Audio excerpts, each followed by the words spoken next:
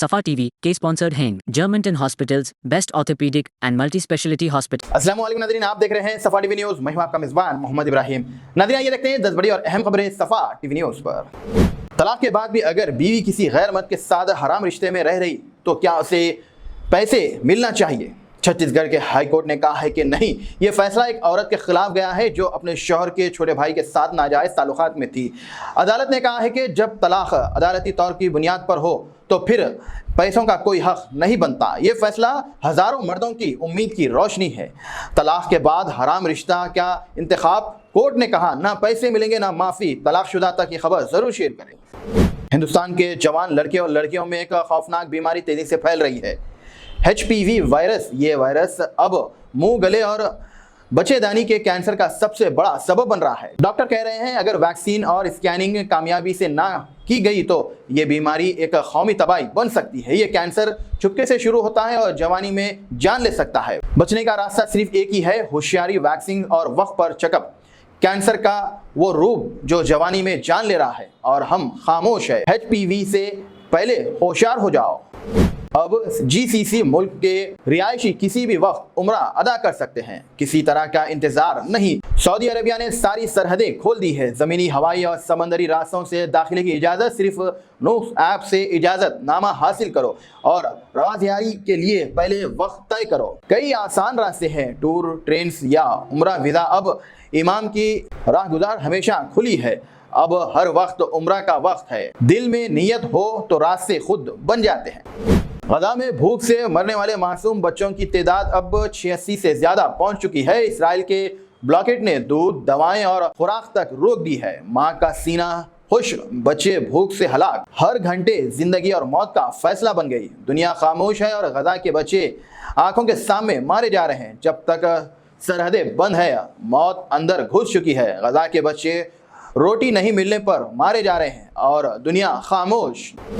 कर्नाटका में bike driving को लेकर बड़ी खबर। कर्नाटका में बाइक टैक्सी बैन होने के बाद हजारों गरीब राइडर बेरोजगार हो गए। बारिश हो या धूप, ये लोग रोजी के लिए सड़कों पर निकलते थे, लेकिन अब भूख हड़ताल उनका आखिरी सहारा बन चुका है। किसी के बच्चे भूखे हैं, कोई सड़क पर भीख मांग रहा है। इन्होंने CM से दरखास्त की है, हमारी सुनो, हमें जिंदगी जीने दो, हमारी जिंदगी का हक है, हमें जिंदगी जीने का हक दो। ये लड़ाई न सिर्फ रोजी के लिए है, ये इज्जत और इंसाफ की भी है। बाइक टैक्सी रीडर का एक ही सवाल, क्या गरीब का मेहनत का जीना भी जुर्म है?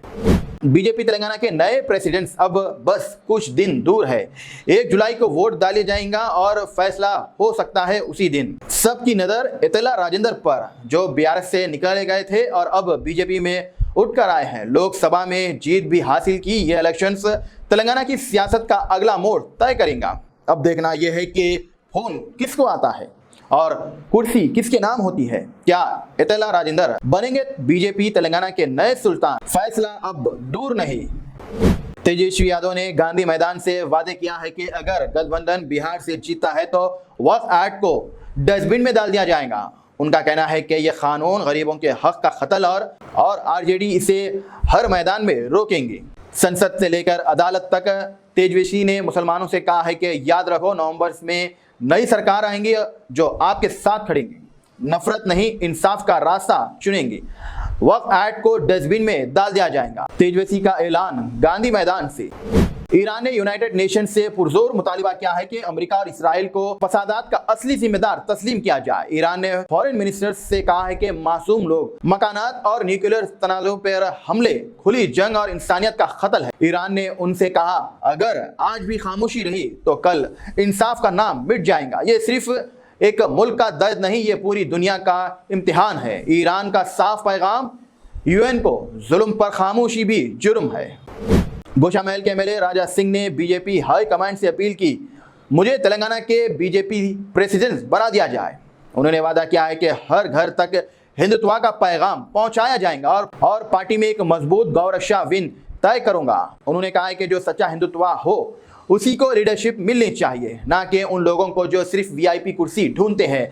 पार्टी के अंदर मुझे रोकने वाली लॉबी भी है, मगर आवाम की आवाज़ मेरे साथ है। राजा सिंह ने साफ पैगाम, हिंदुत्व के लिए लड़ूंगा, नफरत के लिए नहीं झुकूंगा।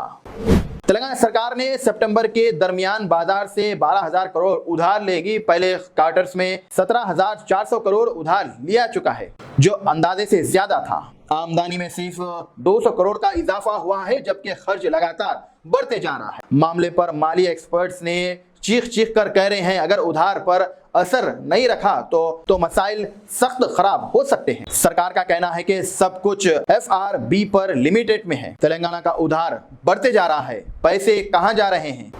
नाज़रीन, फिलहाल के लिए न्यूज़ देखने के लिए आपका बहुत बहुत शुक्रिया। अगर आपने हैं सफा टीवी न्यूज़ पर तो प्लीज सब्सक्राइब जरूर करिए, साथ में बेल आइकन दबाएं ताकि आने वाले सभी न्यूज़ की नोटिफिकेशंस आपको मिलते रहे। फिलहाल के लिए इतना ही, अल्लाह हाफिज। Germanten super speciality hospital, national award winner doctor Mir Jawad Jar Khan, German trained senior orthopaedic surgeon and director, माहिर डॉक्टर्स डॉक्टर वासिफ आजम और doctor Bharavi Chanduri, senior cardiologist और दीगर डॉक्टर्स नुमाया खिदमत अंजाम दे रहे हैं। Robotic surgery, advance cath lab, MRI, operation theatre, ICU, 2D ultrasound जैसी सहूलियात से आरास्ता कॉर्पोरेट लेवल हॉस्पिटल, वाजबी फीस में हर मर्ज से शिफायाबी के लिए Germanton super speciality hospital, Attapur,